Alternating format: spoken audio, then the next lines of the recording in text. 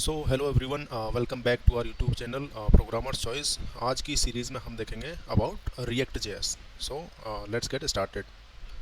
Okay,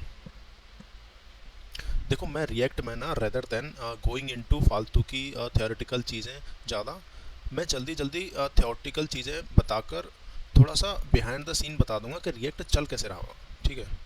so theoretical rather than asking you, I will be directly telling you. यार let's start. React क्या है? React is basically a JavaScript library.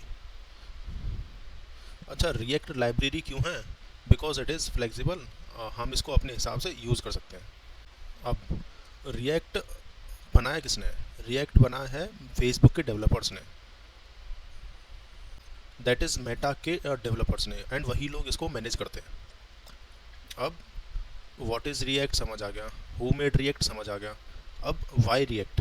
React क्यों इस्तेमाल किया जाता है? React is basically use for creating user interfaces. What is user interfaces?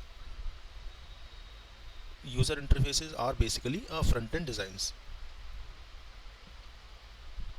जो चीज़ें आप एज अ यूज़र सामने देख पाते हो, these are a user interfaces.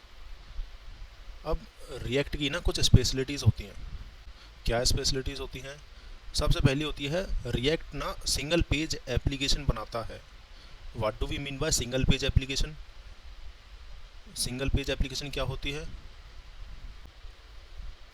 तो अब तक हमने जो ई कॉमर्स बनाया था, तो ई कॉमर्स वाला क्या था?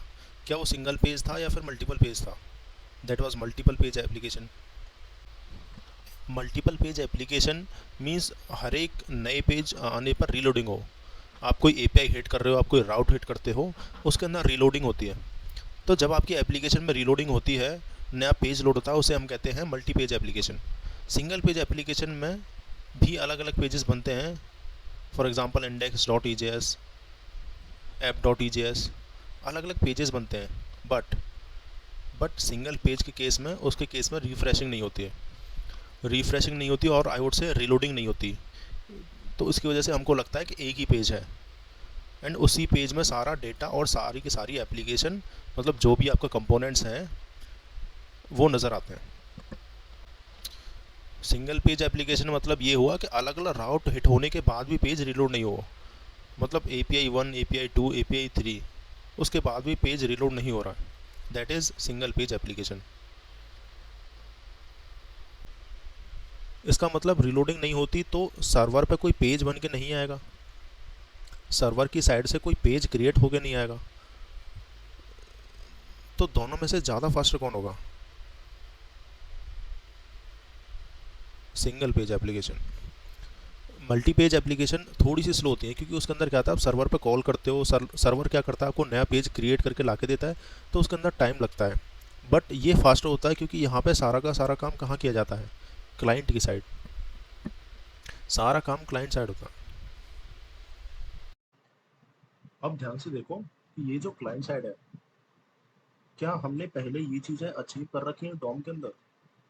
डॉम में क्या होता है, एपीआई को चलाते हो या कुछ भी कर देते हो, एक बार पेज रिलोड होता है और सारा का सारा डेटा आर होता है, उस डेटा को हम डॉम की मदद से मैनिपुलेट करते थे।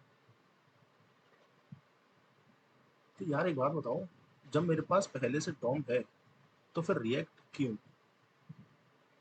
डॉम से मैं वो काम कर सकता हूँ ना, बस एक एजेक रिक्वेस्ट भेज के डेटा मंगा लूंगा और डेटा को डॉम की मदद से मैनिपुलेट कर दूंगा।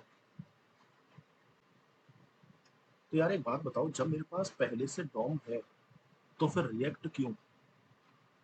डॉम से मैं वो काम कर सकता हूँ ना, मैं सिर्फ एजेक्स रिक्वेस्ट भेज के डेटा मंगवा लूँ और डेटा को डॉम की मदद से मैनिपुलेट कर दूँ।